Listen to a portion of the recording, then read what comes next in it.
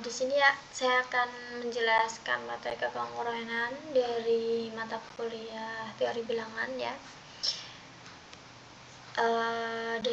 Definisi dan sifat kekongruenan. Pada bab 2 ini kita telah membahas konsep keterbagian beserta sifat-sifatnya. Konsep dan sifat-sifat keterbagian itu dapat dipelajari lebih mendalam lagi dengan menggunakan konsep kekongruenan. Memang kekongruenan merupakan cara lain untuk menelaah keterbagian dalam himpunan bilangan bulat. Selanjutnya kita langsung ke definisi 5.1 ya.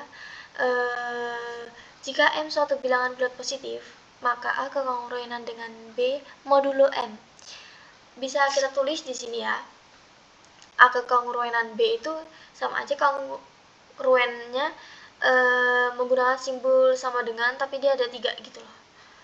Dan modulo M itu kita tulis dengan mod M. Jadi di sini kita ketahui A kekongruenan B modulo M gitu. Bila dan hanya bila M membagi A min B. Jika M tidak membagi A min B, maka dikatakan bahwa A tidak kongruen dengan B modulo M. Dapat ditulis di sini ya, A tidak kongruen B modulo M gitu. Jadi kalau misalnya A dikurang B itu jika M tidak membagi A min B, dia tidak kongruen. Tapi kalau misalnya M bisa membagi A min B, dia bakal kongruen gitu ya guys. Selanjutnya langsung contoh aja nih. Kita contoh menggunakan menggunakan bilangan bulat ya. Di sini diketahui 25 kongruen 1 modul 4. Karena apa? Dengan cara tadi kita bisa simpulkan bahwa 5 dikurang 1 itu habis dibagi 4 gitu, terbagi oleh 4 gitu. Tidak intinya 25 dikurang 1 kan 24 ya.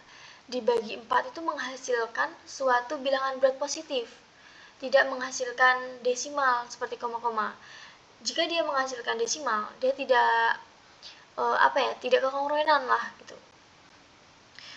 Jadi kita ketahui bahwa 25 kongruen 1 modul 4 sebab 25 dikurang 1 itu sama dengan 24 dan 24 itu bisa dibagi 4. Dan cara kedua itu 31 tidak kongruen 5 modulo 6. Sebab 31 dikurang 5 itu kan 26 ya. Jadi 26 itu dibagi tidak terbagi oleh 5. Karena apa? Maaf ini typo ya, harusnya 5 bukan 6 ya. Tidak terbagi oleh 6 itu harusnya tidak terbagi oleh 5. Kenapa? Ya benar 6. Jadi kenapa 31 tidak kongruen 5 modul 6? Karena 31 dikurang 5 itu 26 dan 26 itu tidak gimana ya, kalau 26 dibagi 6 itu akan menghasilkan desimal, tidak menghasilkan bilangan bulat positif ya. Jadi dia tidak kongruen. Jadi definisi 5.1 di sini tersebut dapat tulis jika M lebih dari 0, maka M membagi habis A min B. Bila dan hanya bila A kongruen B modulo M.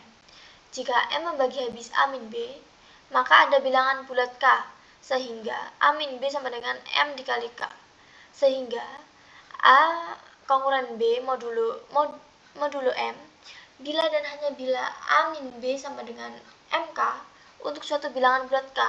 Tetapi karena A min B sama dengan MK sama artinya dengan A sama dengan MK ditambah B, maka A sama dengan B modulo M.